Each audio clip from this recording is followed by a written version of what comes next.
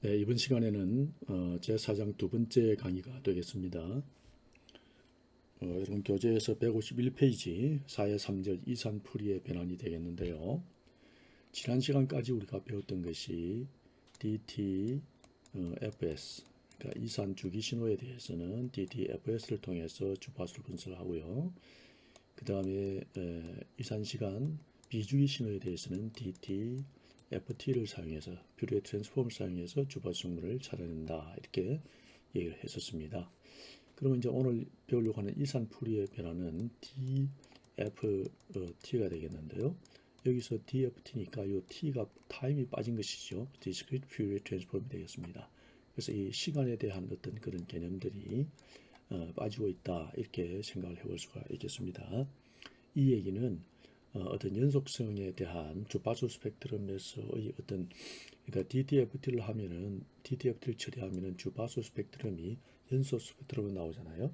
그래서 그 중에서 일부 구간만 한 구간만 사용해서 DFT의 특성을 표현할 수가 있는데 그렇기 때문에 어떤 시간적인 연속성을 우리가 생각하지 않고 어떤 한정된 어떤 시간에 해당되는 영역만 생각하는 그런 것이다 이렇게 보면 되겠습니다. 그래서 이산신호 처리를 담당하는 이산신호 처리기 또는 컴퓨터와 같은 시스템은 유한 구간의 데이터만 취급할 수가 있죠. 컴퓨터 특성상. 그러므로 이제 이산신호 X에는 n이 0에서 시작하는 길이가 n인 인과적인 신호다 이렇게 얘기할 수 있겠습니다. 그래서 이제 한정된 길이의 유한 길이 즉 n의 데이터만 가지고 이제 처리를 하게 된다는 얘기가 되겠습니다. 그래서 앞절에서 우리가 이산시간 이 비주기 신호에 대한 이산시간 풀이의 변환을 우리가 DTFT라 했고 그것은 이제 이런 식으로 우리가 표현을 했었습니다. 이렇게 표현했는데 이때 이 주파수 스펙트럼은 2파이를 주기로 연속적으로 변하는 그런 연속 주기 함수라는 걸 주기 신호 주기 함수의 형태의 그런 모양으로 나온다는 걸 우리가 알 수가 있었죠.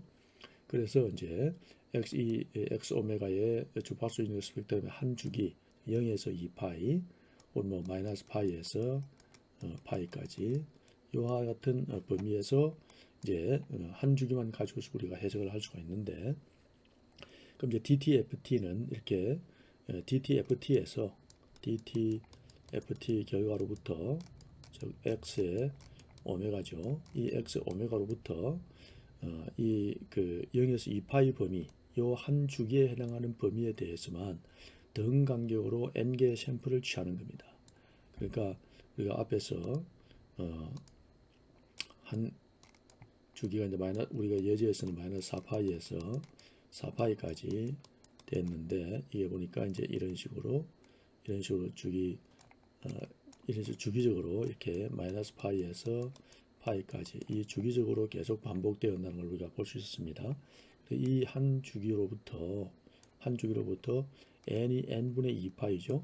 그래서 이제 n분의 2파이니까 요 한 주기를 한 주기로부터 n개만 샘플해내는 겁니다. 그래서 n개의 샘플을 취하게 되면은 이 식을 다르게 표현할 수가 있는데 이때 이 식을 표현하게 되면은 이와 같은 형태로 표현을 할 수가 있겠습니다. 그래서 x 오메가에서 n개만 이제 뽑아낸다는 의미로 xn 오메가 해서 그러면 어떤 간격이냐 델타 오메가 간격으로 이렇게 k개를 k는 이제 k가 0에서 n-1까지 되겠죠. 그래서 총 n개를 뽑아낸다는 것이고 그 k 순서마다 뽑아내고 그렇게 되니까 우리가 앞에 식에서 xn에 대해서 여기에 이제 2의 마이너스 j의 n분의 2파이 kn 이렇게 됩니다. 그래서 앞에 식에서 하고 비교를 해보면은 xn의 2의 마이너스 j 오메가 n인데 이 오메가 n 오메가 대신에 마이너스 j 오메가 대신에 여기서 보시면은 오메가 대신에 n분의 2파이가 들어가죠. 그렇죠? 그래서 앞에서 이 오메가 대신에 n분의 2파이가 되겠습니다. 그래서 2파이 구간을 n개로 나누면은 n개 샘플 값만 가져올 거 아닙니까? 그래서 이 샘플 간격이 되는 것이죠. 그 샘플 간격만큼씩만 가져와서 이제 이런 식으로 이제 바뀔 수 있겠죠. 그죠? 자, 그러면 이 식을 다시 정리하게 되면은 이렇게 우리가 표현할 수 있겠습니다. 그래서 이제 델타 오메가를 우리가 이제 좀 이제 일단 델타 오메가가 정해지면 저때 이거 이제 결국은 델타 오메가죠. 이게 정해지면은 이제 이것을 우리가 더 이상 표현할 필요 없으니까 xk로 나타내고 이렇게 다시 이제 쓰일 수 있겠습니다. 자, 이럴 때 이제 여기 2에 마이너스 n분의 2파이 해서 여기 이제 우리가 회전인자라고 했습니다. 그죠? 회전인자. 그래서 요 이제 회전인자에 대해서는 좀 더 설명할 것입니다. 이렇게 두고서 DFT를 다시 쓰게 되면 이제 이렇게 쓸 수 있다는 것을 얘기할 수 있겠습니다. 자, 그러면 이제 이 식에서 이것을 다시 또 역으로 변환하게 되면 역으로 변환하면 즉 역 이산풀이의 변화죠. 인버스 DFT죠. 그렇게 하면은 XN의 이산 주기 신호가 되는 이런 복원된 XN이 이제 나타날 수 있겠죠. 자, 그래서 이때는 이제 이 XN이 XK에 대해서 WN의 마이너스 여기 마이너스 붙죠. 이렇게 되겠습니다. 다시 말하면 2의 J의 n분의 2파이 KN 이렇게 되기 때문에 이제 원래 WN이 2의 마이너스 J의 n분의 2파이잖아요.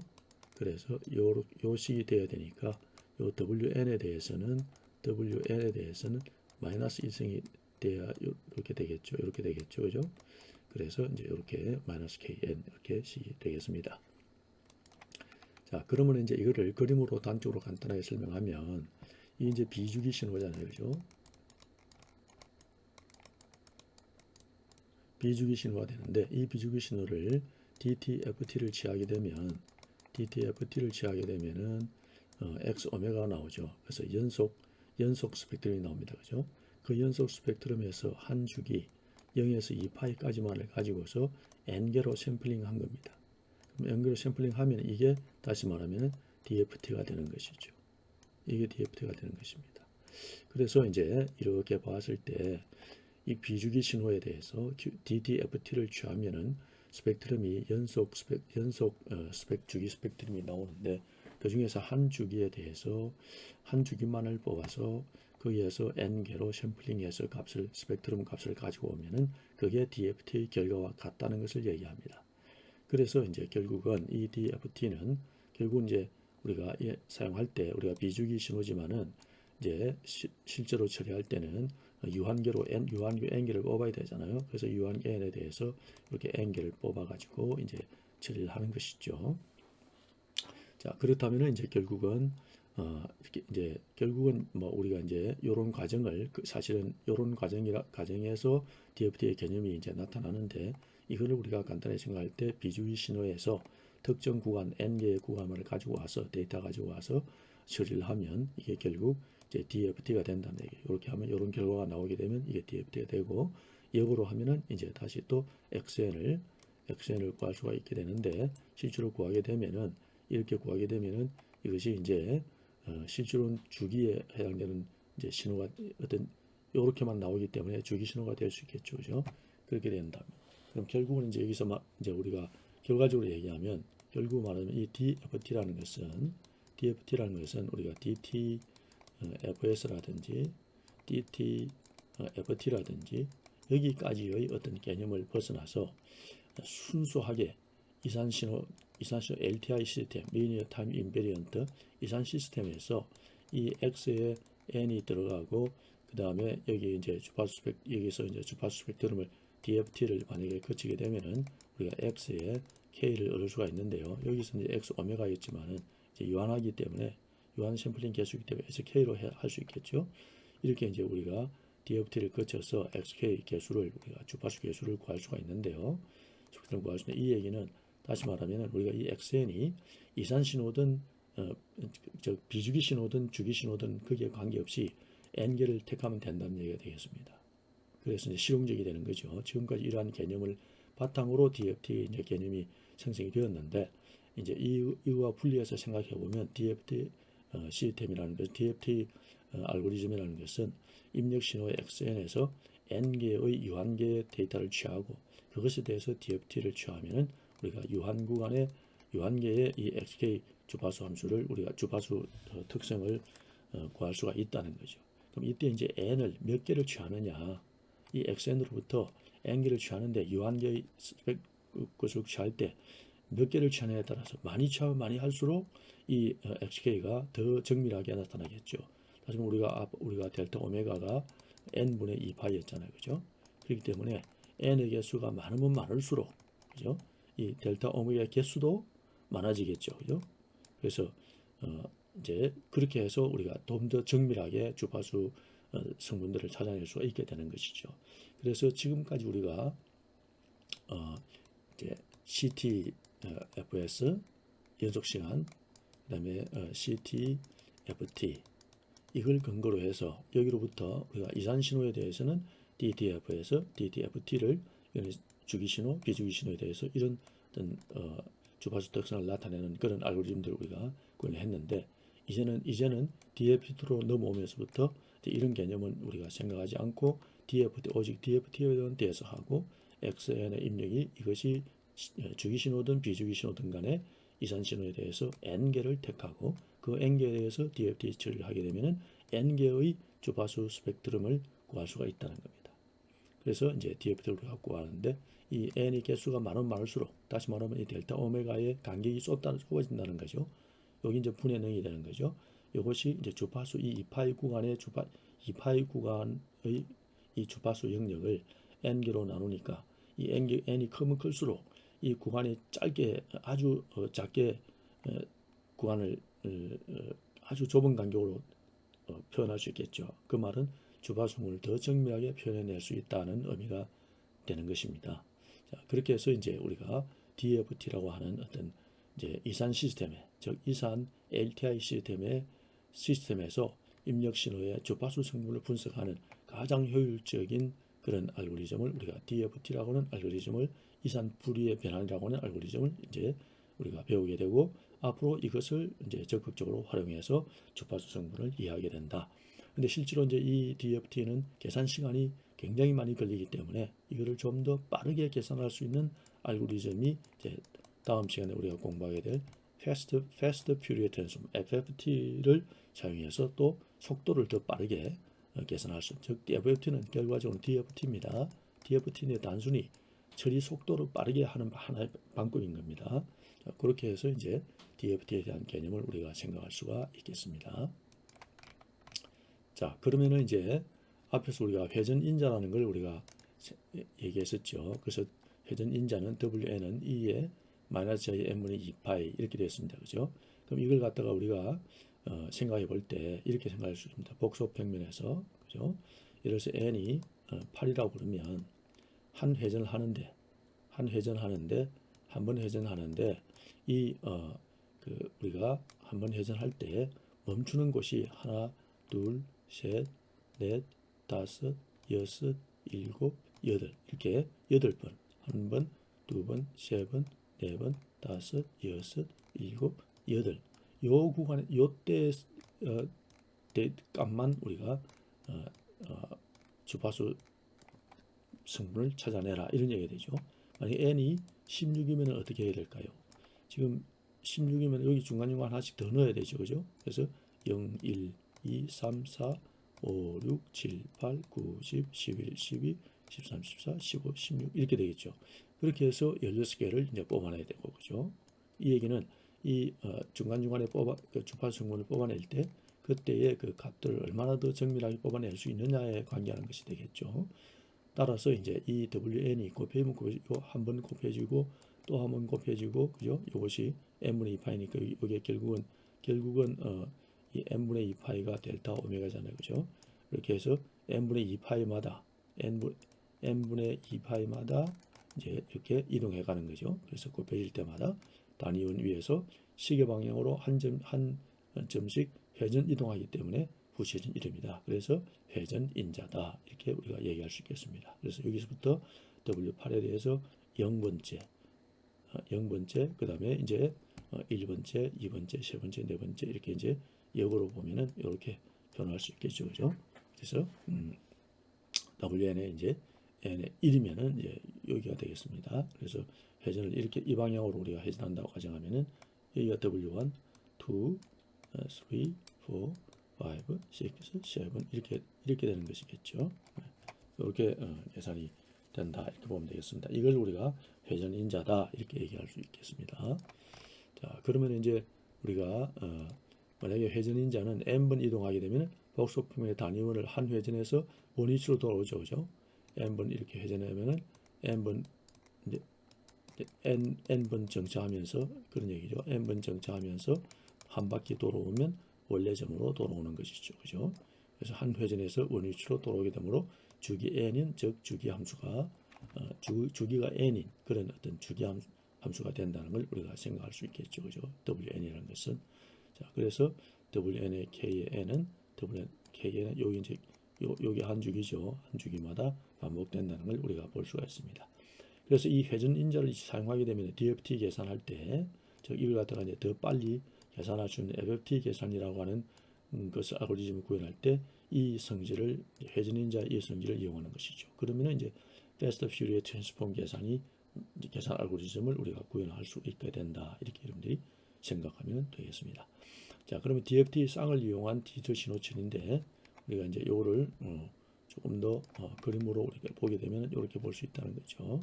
그래서 이제 XT가 들어오면 아날로그를 디지털로 바꿔주는 컨버터를 통하게 되면 이제 이산 신호가 되죠. 그걸 이제 DFT 처리합니다. 그러면 이게 이제 개수값이 나오죠, 그죠? 스펙트럼이 나오게 됩니다. 바로 그 다음에 이제 컴퓨터에서 어떤 이제 처리를 하죠. 어떤 이게 이제 다시 말하면 처리 다르게 얘기하면 임펄스 응답이 되는 것이죠.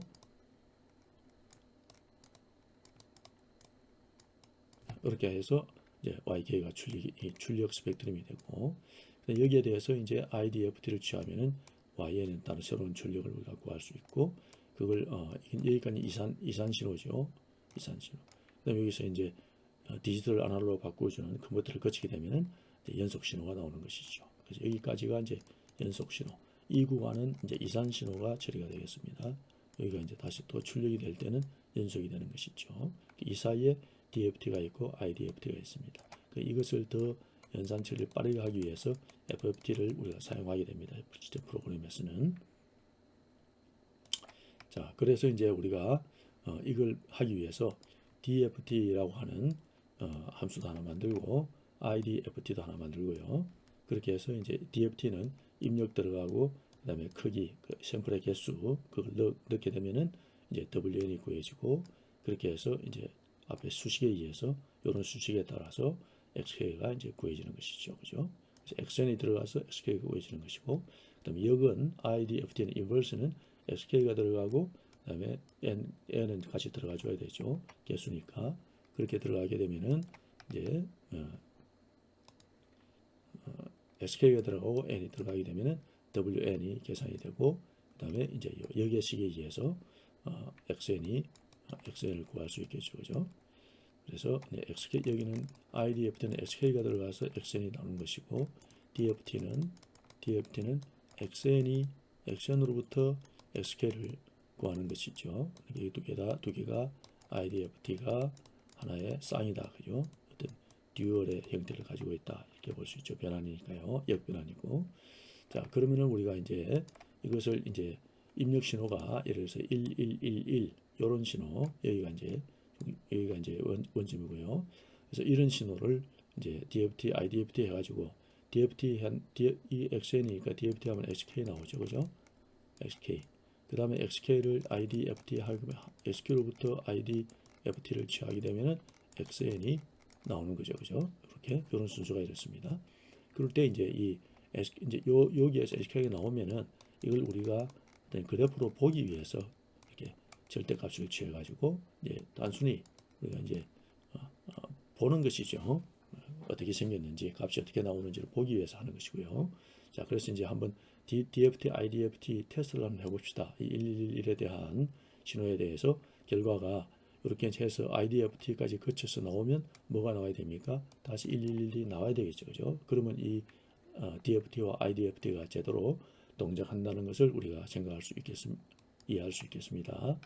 자, 그렇게 해서 이제 소스 코드를 잠깐 보면 여기서 이제 입력이 XN이고, 그죠? N은 4고, 이제 DFT를 통해서 XK를 구했죠, 그죠? 그런 다음에 이제 XK에 대해서 요거는 이제 단순히 이걸 보기 위한 거죠. 이거를 그죠? 쇼하기 위해서 보기 위한 것이고, 그다음에 요거는 또 NP 앵글 하면은 이거는 위상을 또 보려고 하는 것이고, 요거는 크기, 그죠? 이거는 위상, 그죠? 위상을 보여주려고 하는 것이고, 그런 다음에 이제 IDF를 취해서 XK 들어가죠, 그죠? 그래서 XN이 다시 복원된 신호가 어떻게 되는가 하는 얘기죠. 자, 이렇게 해서 구현하면은 우리가 볼 수가 있겠습니다. 자, 그래서 그 결과를 보게 되면은 XN이 이렇게 들어갔는데 SK를 구해보니까 이렇게 복소수로 나오죠. 복수 나오는데 XA의 매그니튜드니까 결국은 SK의 절대값이죠. 구했더니 4, 0, 0, 0입니다. 이게 2의 마이너스 16승, 2의 마이너스 16승, 2의 마이너스 16승이잖아요. 허수값은. 그러니까 이제 실수값만 이다 0이잖아요. 그럼 실수값만 남겠죠. 그래서 4 남고, 그죠? 요건 뭐가 됩니까? 0이죠, 그죠? 2.44 얼마에도 2의 16승을 곱하면 0. 이것도 0, 그죠? 그래서 4, 0, 0, 0이 나오는 걸 우리가 알 수가 있죠. XK는. 다시 XK의 절대값입니다. 네, 페이서는 0도, 마이너스 129.6도, 마이너스 90도, 마이너스 45.379도 이렇게 나와서 그때 그 값들의 개수 크기들의 크기는 그 위치에서, 그 위상에서, 그 위상 지점에서 위상이 얼마이면서 또 크기는 얼마다 하는 것을 보여주는 거죠. 그래서 다시 이제 리커스트럭스 했더니 IDFT를 썼더니 1111이 바로 나오게 되었습니다. 그렇게 해서 우리가 이 결과를 우리가 볼 수가 있다는 것이 되겠습니다. 자, 그 다음에 이번에 이제 예제를 한번, 예제 4의 4를 가지고 한번 보겠습니다. 자, XN을 구했더니 이게 이제 조금 전에 우리가 했던 겁니다. XN은 1, 1, 1, 1입니다. 이걸 가지고서 우리가 한번 그렇다면은 바로 DFT 우리가 구하고 그 다음에 IDFT 구해서 이 변환 알고리즘이 제대로 구현된다는 걸 조금 전에 우리가 알아봤고, 그러면 우리가 이 DFT라는 것은 DTFT죠. DTFT가 X의 오메가잖아요. 여기로부터 XK, 즉 DFT죠. 여기에서 한 구간, 0에서 2파이까지 한 구간만 가지고서 n개로 샘플링 하면은 DFT가 되잖아요. 그죠? 그래서 이 두 개의 관계를 우리가 한번 보자는 겁니다. 그래서 그 예제가 예제 4의 4가 되겠습니다. 자, 그래서 DTFT식을 이제 가지고 옵니다. 그래서 n은 0에서 3까지, xn은 2의 마이너스 j 오메가 n에서 0을 넣으면 1이 되고, 1을 넣으면은 xn은 다 크기가 1이잖아요. 그죠? 1, 1, 1, 1입니다. 그죠? 그래서 여기 크기 1이고, 두 번째는 크기 1에다가, 크기 1에다가 여기 1이죠. 1에다가 2의 마이너스 j의 오메가가, 오메가 일단 했습니다. 그 다음에 이제 두 번째는 여기도 크기 1이고, 그 다음에 n이 2니까 2오메가 위치, 그 다음에 3오메가 이렇게 되겠죠. 그럼 요거는 이제 몇 급수잖아요. 그죠? 그래서 요거는 1 마이너스 요 사이에 간격이 2의 마이너스 오메가잖아요. 그럼 여기 이제 4배 2의 4배 해서 이렇게 식을 구하면은 풀어지죠. 요거는 요즘 고등학교 때 배웠을 겁니다. 그래서 이렇게 됐는데 요 식을 이제 분석을 하게 되면은 여기서 요 앞부분에 요거 빼고 이렇게 우리가 보게 되면은 요 앞부분은 이렇게 될 거고, 그죠? 2분의 3 이렇게 되고, 요 뒷부분은 사인 함수 요런 것이 되죠. 요거는 우리가 앞에서 우리가 요것의 모양은 싱크 함수의 모양을 가진다는 걸 우리가 알 수 있습니다. 그죠? 그래서 크기는 이렇게 되고 모양은 싱크 함수처럼 나타난다. 이런 얘기가 됩니다. 자, 그래서 이제 우리가 그리고 이제 크기는 어떻습니까? 크기는 이렇게 되죠. 뒤에 싱크 함수 되죠. 앞에 이 함수 있는 거는 이거 크기 절대값은 항상 1이기 때문에 요 뒤에 것만 우리가 생각하면 되죠. 크기는 이렇게 구해지고, 그 다음에 이제 위상은 만약에 이것이 0보다 클 때는 이렇게 되고 0보다 작으면은 이렇게 되겠습니다. 파이만큼 이렇게 되겠습니다. 이제 여기 이제 선형 비선형 하는 걸 우리가 알 수 있죠. 그래서 이렇게 이제 위상이 구해지고요. 4점 DFT를 구하게 되면은 이제 DFTC에다가 넣어봅니다. 그러면 이제 여기는 x 오메가를 구했고, 여기는 이제 xk를 이제 구해보려고 하는 겁니다. DFT xk 신호에 넣어서 계산을 쭉 해보니까 이렇게 이제 계산이 됐습니다. 자, 그래서 여기에서 이제 x0 값 구하고 x0 구했더니 4, 1, 2, 3 구하니까 4000이 나왔습니다. xk가 4000입니다.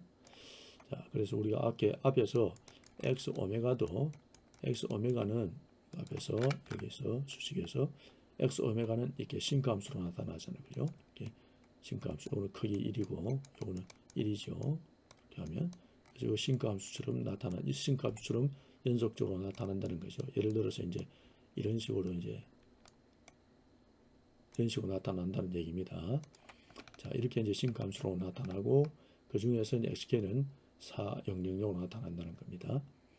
자, 그렇게 봤을 때 이제 주파수 해상도를 우리가 생각해 봅시다. 다시 말하면 이제 이렇게 회전 인자로 얘기하면 n이 4니까 여기 이렇게 되죠. 그럼 요 이제 점과 점 사이의 구간은 2분의 파이가 됩니다. 그죠? 90도가 되죠. 그래서 요게 이제 주파수 해상도죠. 이게 더 많아지면 n이 8이 되면 4분의 파이가 되고 그죠? 그래서 이것은 시퀀스 xn의 주파수 성분을 2분의 파이 간격으로 분석한다는 걸 의미합니다. 그래서 오메가는 n분의 2파이에서 2분의 파이가 되는 것이죠. 자, 그러면 이제 우리가 DTFT와의 비교를 위해서 DTFT 함수를 다음과 같이 추가하게 됩니다. 이거는 이제 우리가 앞에서 했었거든요. 그래서 이걸 이제 다시 또 추가를 합니다. 그래서 DTFT 해가지고 DTFT 해서 이제 DTFT의 결과를 우리가 만들어내는 겁니다. 그리고 이 식이 앞에 식이 있었잖아요. 그 식이 여기 이제 조금 전에 우리가 했던 식입니다. 그 x 오메가 구할 때 x 오메가 식이 바로 이 식이었습니다. 자, 그렇게 해서 0에서 2파이까지 보겠다. 0에서 2파이까지 보는데 이 t는 이제 주기가 되겠습니다. 그렇게 해서 이제 구하는 다시 말하면 이 DTFT는 xn을 입력으로 받아서 x 오메가를 만들어내는 함수다 이런 얘기죠. 자, 그렇게 해서 구해봤더니 이렇게 나왔습니다. 그래서 이 이제 크기를 살펴보니까 연속 주기죠. 그래서 0에서 지금 2파이까지만 다시 오는 6.28까지만 보여줍니다. 그래서 보여주었더니 이런 식으로 연속 스펙트럼이 나온 걸 볼 수가 있습니다. DTFT는 그 다음에 이제 이 위상도 이게 이제 x 오메가의 크기죠. 요거는 각도죠. x 오메가 위상을 구했더니 위상도 이런 식으로 나타났습니다. 그죠? 이렇게 이렇게 이제 연속 신호로 연속 형태로 나타났습니다. 물론 요 구간들에서 샘플하는 요 구간 여기가 이제 샘플하는 구간이죠. 다시 말하면 이런 신호에 이렇게 해서 구할 때 여기 네 군데에 한 것이죠. 이렇게 해석하고 한다고 하자면은 그래서 이제 그때 그 구간에서 위상이 이렇게 변하는 이런 특성을 가지게 되죠. 자, 이렇게 해서 이제 오메가를 이렇게 구해봤습니다. 다시 말하면 요 위상 이 매그니튜드 스펙트럼이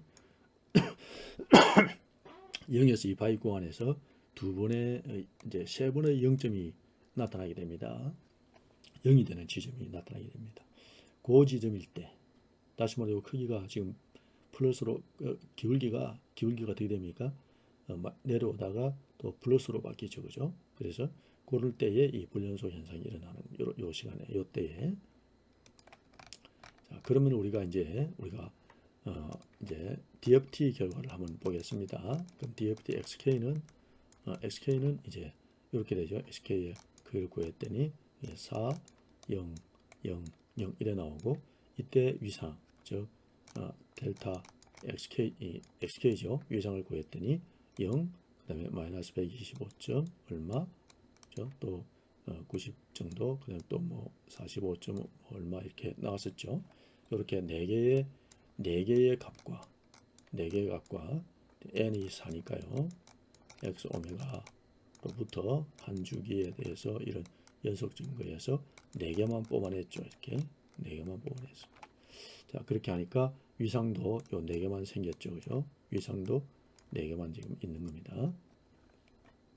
자, 그렇게 해서 위에 두 그림을 비교해서 이제 같이 이렇게 볼 것 같으면은 DTFT 개수 X 오메가의 크기와 이상으로부터 DFT 개수 XK 크기와 이상을 발견할 수 있는 것이죠. 결국은 이 그림에서 보면은 결국 이제 DTFT는 이거 점선으로 된 거 이게 DTFT잖아요. DTFT인데 이게 X 오메가인데 여기서 지금 XK를 볼 것 같으면 SK는 4000만 있었잖아요. 그래서 요 4, 0, 이때 0, 0, 0 이렇게 네 가지가 있었잖아요. 그렇기 때문에 이제 요런 대단히 무수히 많은 값 중에서 지금 요때의 값들 이렇게 네 개만 뽑아오는 거죠. 여기 또 다음 중에 여기서부터 또 시작했죠. 여기부터 이렇게 4000 이렇게 뽑아가겠죠. 그래서 DFT 개수 X0부터 X3가 정확하게 DTFT 개수 X 오메가에서 4개의 샘플로 이루는 걸 볼 수 있죠. 이렇게 4개. 그래서 이것은 DFT의 개수 XK의 크기와 위상이 DTFT 개수 X 오메가의 크기의 위상으로부터 주파수 해상도인 2분의 파이 간격으로 샘플링한 것 같다는 거죠. 그래서 여기가 이제 여기서부터 2분의 파이 간격으로 하나, 둘, 위상으로 볼 것 같으면은 하나, 위상으로 보면은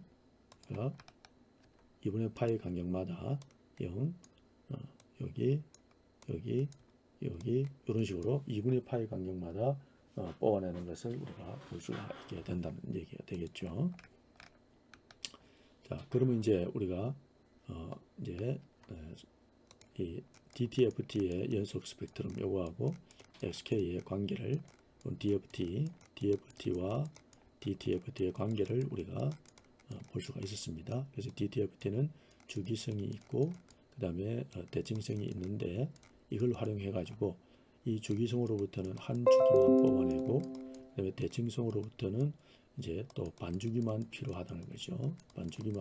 반주기로도 충분히 필요하다는 얘기가 되는 거죠. 그러면서 DTFT의 한 주기로부터 N개를 샘플링 해내는 것이 낸 것과 같다. 이런 관계가 서로 있다는 것을 우리가 공부를 했습니다. 그죠? 그래서 요거는 여러분들이 한번 소스는 한번 여러분들이 살펴보시기 바랍니다. 그래서 잠깐 설명하면 XN 입력 들어갔죠. 그다음에 DTFT 해가지고 여기는 X 오메가를 구하는 겁니다.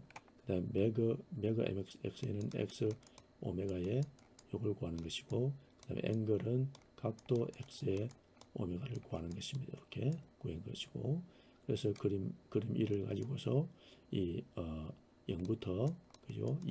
2파이까지만 지금 보여주는 것이죠. 2파이에 대해서 2의 1, 2의 2 해가지고 지금 플롯해서 요 크기 그죠? 요 x의 오메가의 크기와 그 다음에 두 번째는 페이즈 MXE 각도 x의 오메가 이거 두 개를 이제 보여주도록 하라는 것이 되겠습니다. 그 다음에 이제 DFT와 관계를 살펴보기 위해서 DFT를 취합니다. 그럼 XK 구했죠. XK 구하고 매거는 XK의 크기 구하고 그 다음에 앵글은 각도 HK의 위상을 구하고 그렇게 해서 그림 위에다가 넣어서 이렇게 표현해 주면은 되겠죠. 그죠? 그렇게 해서 이제 구하면 되겠습니다.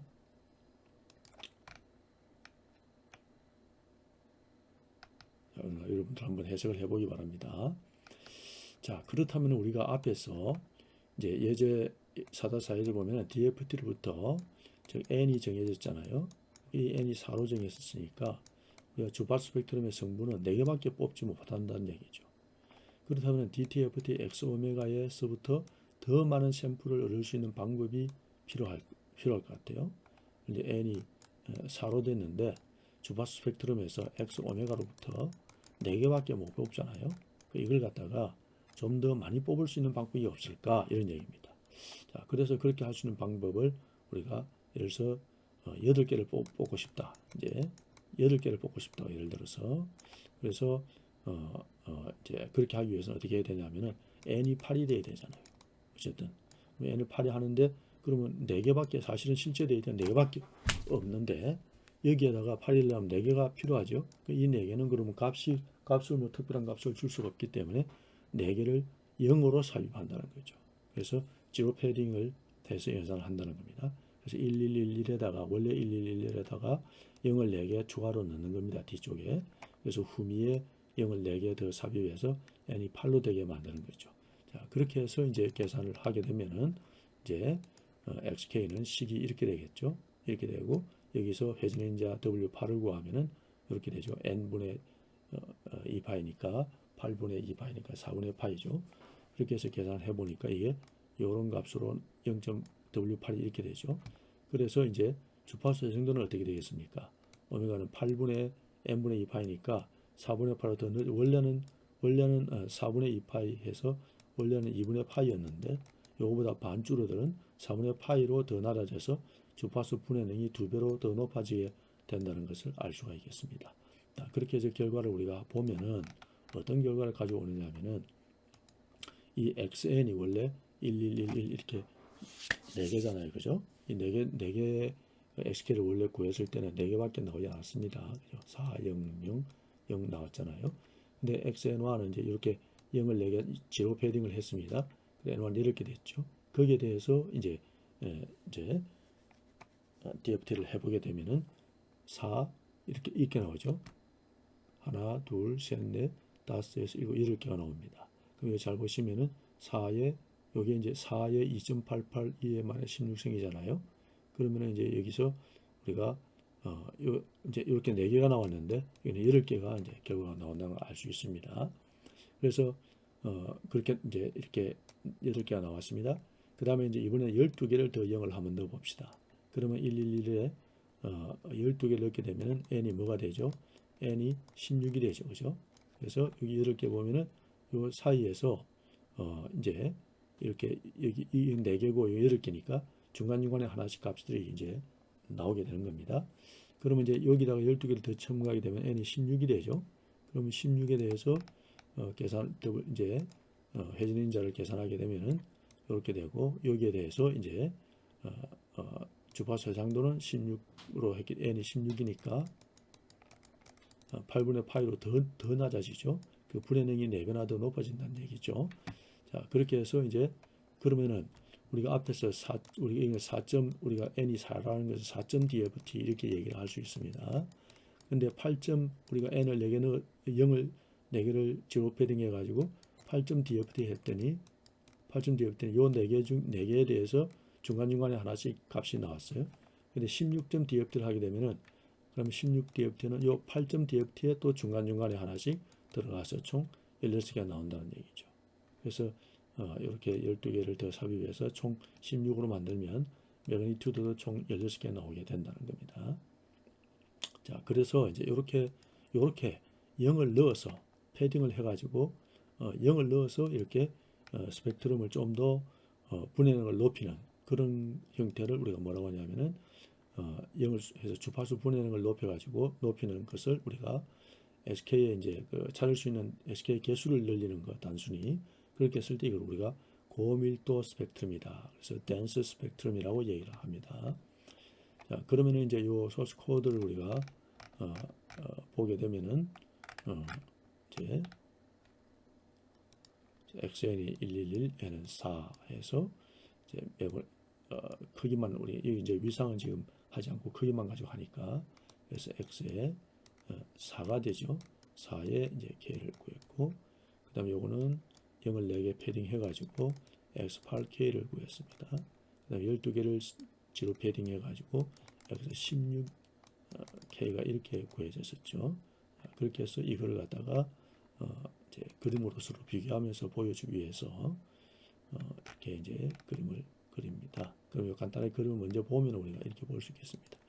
자, n이 4일 때는 4, 0, 0, 0 이렇게 나왔잖아요. 그죠?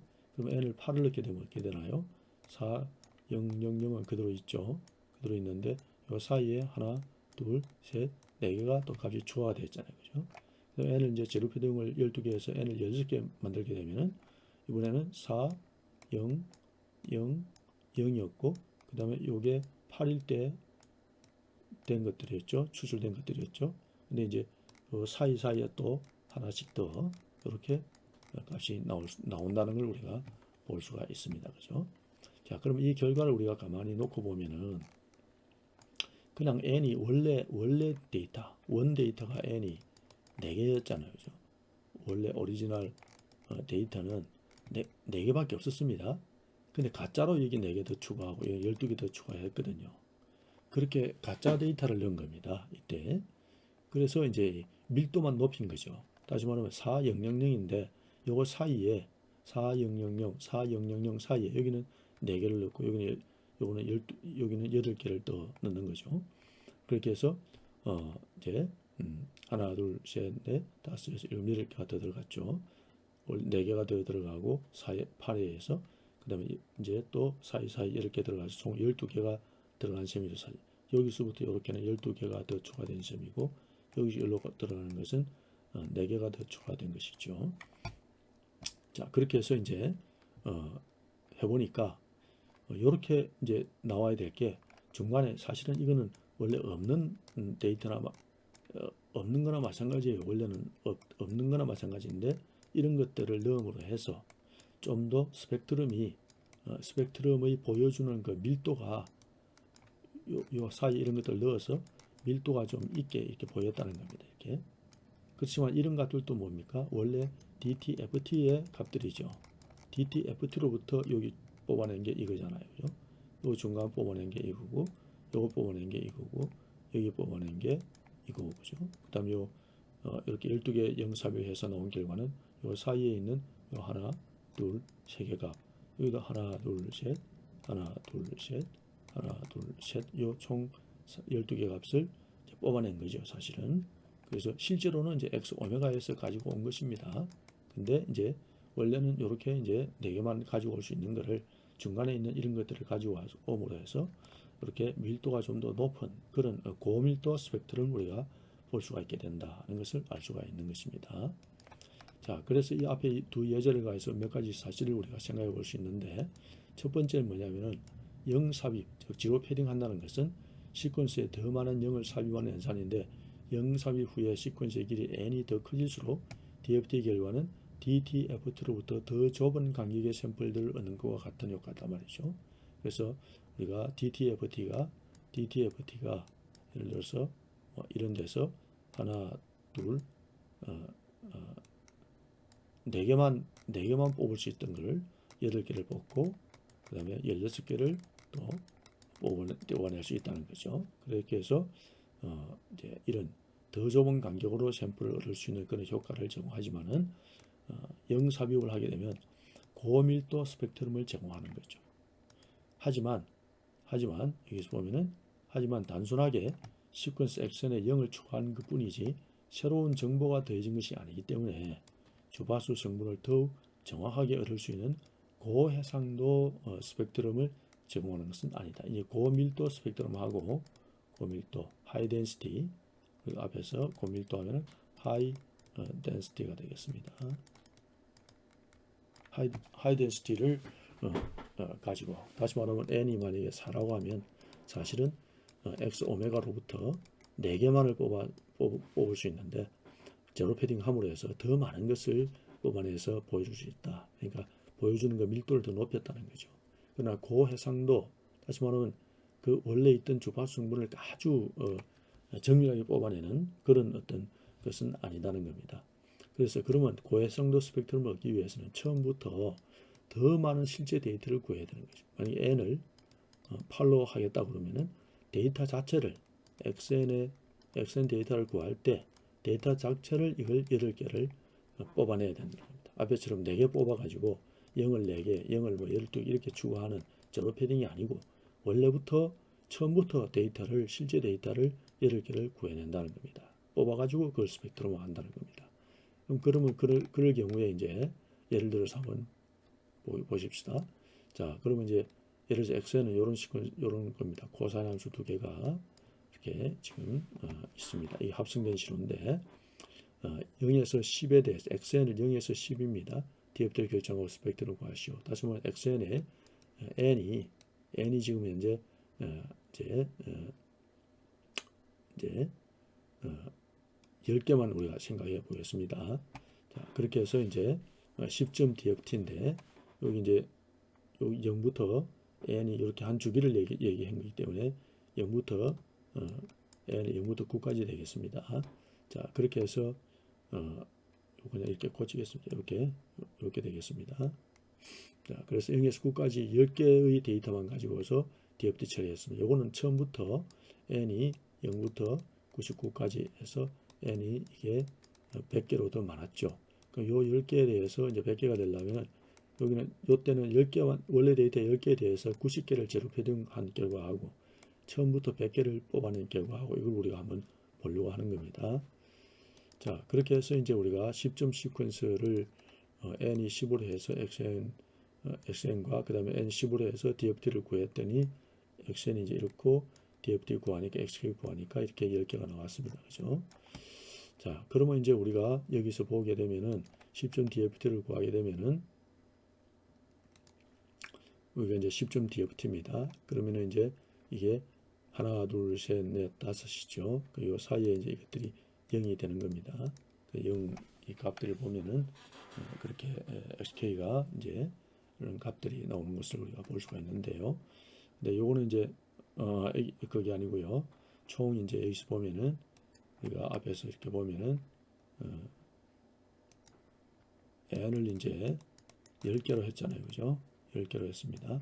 그리고 이제 값을 자세히 보면 그래가지고 이걸 갖다가 이제 DFT를 해보면 DFT 결과를 보게 되면은 SK 매그니튜드에서 XK의 이 XK의 크기를 구해봤습니다. 그랬더니 1.8375, 2.2, 6점 얼마, 그 다음에 6.2835, 2.28, 1.84 이렇게 나오죠, 그죠?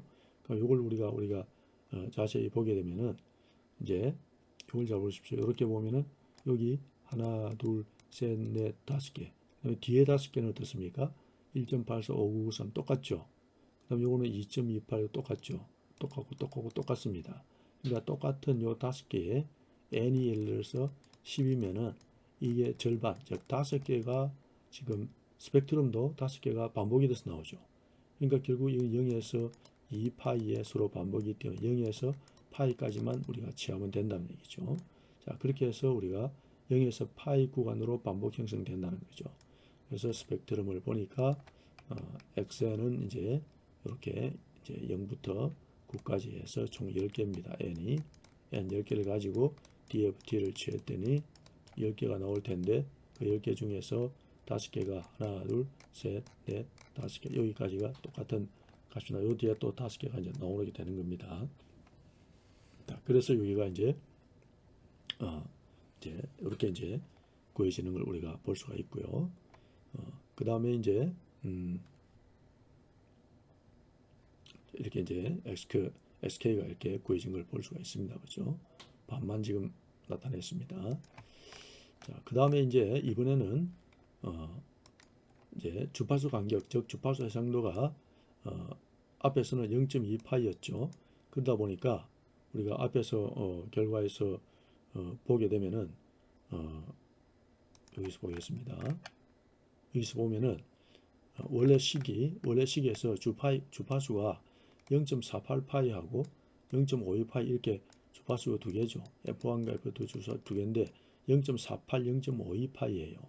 그런데 여기서 이제 10개만 가지고서 DFT를 취해 가지고 보니까 이게 0.4파이, 0.6파이 이렇게밖에 안 돼요. 예를 들어서 n이 지금 현재 10이잖아요. 그러면 이제 우리가 델타 오메가를 보면은 10분의 2파이죠. 그죠? 10분의 2파이니까 0.2파이죠.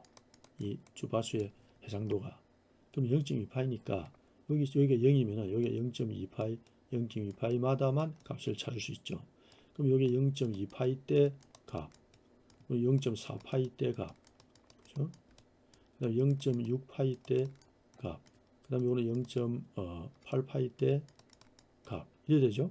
그러니까 이 볼 수 있는 간격이 0 이렇게밖에 안 되니까 실제 0.4파이와 0.6파이 되는 요 때의 값으로 지금 뽑아낸 겁니다. 그러니까 실제 0.48과 0.52파이 주파수 성분이 아니죠. 정확하게 그 근처에 있는 값을 지금 표현한 거나 마찬가지죠. 자, 그런데 이제 이번에는 이제 여기가 그 얘기가 되겠습니다. 0.28씩 이번에는 시퀀스 XN에 90개 0을 더했어요. 그러니까 제로 패딩을 하는 거죠. 제로 패딩을 하게 되면은 해서 이번에는 100개로 만들었습니다. 그런 다음에 다시 한번 여기에다가 나머지 이제 90개를 0을 넣어서 이거를 DFT 처리를 했습니다. 그렇게 해서 DFT 처리를 하고 보니까 지금 이제 이번에는 이제 그러면 델타 오메가는 어떻게 됩니까? 100분의 n이 100이니까 100분의 2파이니까 이게 0.2파이 간격이 되죠. 우리가 10개일 때는 0.02파이, 0.02파이, 10개일 때는 0.2파이 간격이어서 원래 주파수를 제대로 찾지 못했는데, 그럼 0.02가 되면은 요 0.02씩 이렇게 찾아내고 있잖아요. 요게 이제 요게 뭡니까? 요게 x의 오메가잖아요. 이 안에서 100개를 뽑아내는 거죠. 그죠? 샘플링 하는 거죠. 그와 똑같은 결과를 가져오는 거니까 이렇게 됩니다. 그러다 보니까 여기에 0.48파이도 뽑아지고 0.52도 뽑아졌죠. 근데 이렇게 이제 이게 이제 고밀도 스펙트럼인데, 이 고밀도 스펙트럼을 사용하면 이제 0.48파이와 0.52파이의 주파수를 정확하게 얻을 수는 있어요. 하지만은 전체 주파수 대역에 걸쳐서 n-2 개만큼의 불필요한 주파수를 덩달아 얻게 되죠. 그러니까 이렇게 되기 때문에 이렇게 되다 보니까 여기에 요 중간에가 0.5파이일 거 아니에요, 그죠? 0.5파이가 주변에 이것보다도 더 크게 디텍트 되는 거예요, 그죠? 그래서 이 신호들이 있다면 이것이 제일 크게 나와야 되는데 이보다 더 크게 큰 어떤 파워를 가지는 그런 신호가 여기 지금 디텍트 됐다는 겁니다. 신호를 찾았다는 거죠. 이렇게 되니까 밀도는 고밀도지만은 스펙트럼 자체는 별로 좋지 않죠, 그죠? 그리고 필요 없는 것들이 많이 나오죠, 그죠? 불필요한 것들이 많이 나오게 된다는 거죠. 그래서 이제 0.5파이일 때는, 그죠? 이를 두 성분보다 더 크기가 크게 구해진 걸 볼 수가 있게 되겠죠.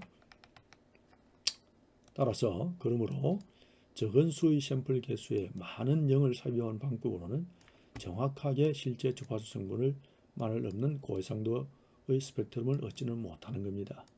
자, 그렇다면은 이제 B에 가서 실제로 N을 100개 원래부터 처음부터 100개를 샘플해 가지고 해보자고요. 그렇게 이제 해보니까 우리가 앞에서 식에서 그 식이 이제 코사인 0.48파이 n하고 코사인 0.52파이 n하고 이 두 개를 이렇게 더했잖아요, 그죠? 이 신호에 대해서 이제 100개를 n 100개를 뽑아냈습니다. 그러니까 이제 이렇게 100개가 뽑아졌죠. 이게 이제 액션입니다. 여기에 대해서 DFT 처리를 하면 결과는 어떻게 되느냐? 이거 보면은 나머지는 다 0이고 0.48파이 되는 지점, 0.5파이 되는 지점, 요 지점의 값들이 딱 나왔죠. 크게 나왔습니다. 그러니까 나머지는 다 주워버렸죠. 우리가 앞에서 n을 갖다가 그냥 10개만 해가지고 패딩을 90개 해가지고 n을 100으로 늘렸을 때는 우리가 이게 이제 그죠? 이렇게 해가지고 이 불필요한 것들이 많이 나왔었죠. 그러나 이제 실제 데이터를 100개를 오리지널 데이터를 100개를 쓰게 되니까 정확하게 이렇게 표현되는 걸 알 수 있습니다. 스펙트럼을 찾을 수 있죠, 주파수 성분을. 그렇기 때문에 결론을 보게 되면은 이 그림에서 xn이 가지고 있는 0.48파이하고 0.52파이의 주파수 성분을 정확하게 반영하는 고해상도 하이 레졸루션이죠. 고해상도 스펙트럼을 얻을 수가 있었던 겁니다. 따라서 영삽입을 사용하면 고밀도 스펙트럼을 얻을 수 있지만 고해상도 스펙트럼을 얻을 수가 없어요. 그래서 고해상도 스펙트럼을 얻으려면은 실수값의 주파수 성분을 더욱 정밀하게 분석하려면은 실제 샘플의 개수를 충분하게 사용해야 된다는 것을 우리가 알 수가 있습니다. 그래서 우리가 신호 처리를 할 때 데이터의 개수가 많으면 많을수록 또 샘플링 횟수가 높을수록 더 많은 좋은 정보를 또 정확하게 추출할 수 있는 그런 특성을 가진다는 것을 우리가 생각해 볼 수가 있겠습니다. 자, 그래서 소스 코드를 여러분들이 작성을 해보면은 이렇게 작성할 수 있겠죠. 그래서 xn은 이제 이렇게 구하고 그다음에 이제 제로 해놓고요. 거기에다가 요 수식을 xn 수식이 있잖아요. 그래서 이제 xn을 구했습니다. 그래서 dft 구해가지고 xk를 구했죠. 그러니까 n이 지금 현재 요거는 n이 4일 이제 n이 11대죠. n이 11대 xk를 구해본 겁니다. 그렇게 해서 매그해서 요 크기를 나타내라 이런 얘기고, 그 다음 요 두 번째에 가서는 이번에는 fn을 0부터 파이까지 요 개수만큼 잘라 0부터 파이까지만 지금 보려고 하는 겁니다. 그렇게 해서 이제 보여주고, 그 다음에 이제 n1을 지금 그렇게 해서